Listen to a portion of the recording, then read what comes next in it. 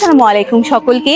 আমি সারাস চৌধুরী, অর্থনীতি বিভাগ, সেশন 20-21 এবং আমি আসন্ন চাকসু নির্বাচনে ছাত্রী কল্যাণ বিষয়ক সম্পাদকে পদপ্রার্থী। আজ আমি আপনাদের সামনে একজন প্রার্থী হিসেবে নয়, বরং এসেছি একজন বন্ধু হিসেবে, একজন সহপাঠী এবং একজন সম্ভাব্য শিক্ষার্থী প্রতিনিধি হিসেবে।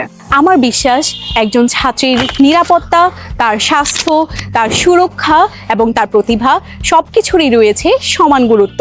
একজন নারী শিক্ষার্থী হিসেবে দেখি আমরা কিন্তু শিক্ষার্থীরা আমাদের ক্যাম্পাসে অনেকাংশে নিরাপদ নয়।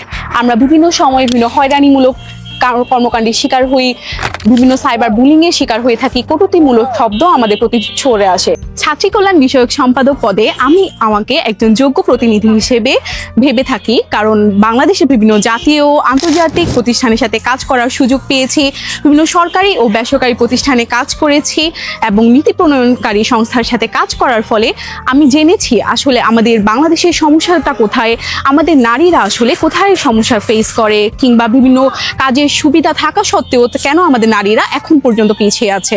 আমার ইচ্ছা আমি আমার বিশ্ববিদ্যালয়কে একটি ছাত্রী বান্ধব এবং সুরক্ষা ও কল্যাণমূলক শিক্ষার্থী বান্ধব বিশ্ববিদ্যালয়ে পরিণত করব। আমি স্বতন্ত্র শিক্ষার্থী সম্মেলন প্যানেল থেকে ছাত্রী কল্যাণ বিষয়ক সম্পাদকে পদপ্রার্থী। আমি মনে করি আমার এই পদটি কোনো মর্যাদা নয়, বরং আমার জন্য এটি একটি দায়িত্ব। আপনারা আমাকে সাহায্য করুন, পরামর্শ দিন এবং দোয়া করুন। আপনাদের সমর্থনই আমার জন্য একান্ত কাম্য। আসসালামু আলাইকুম।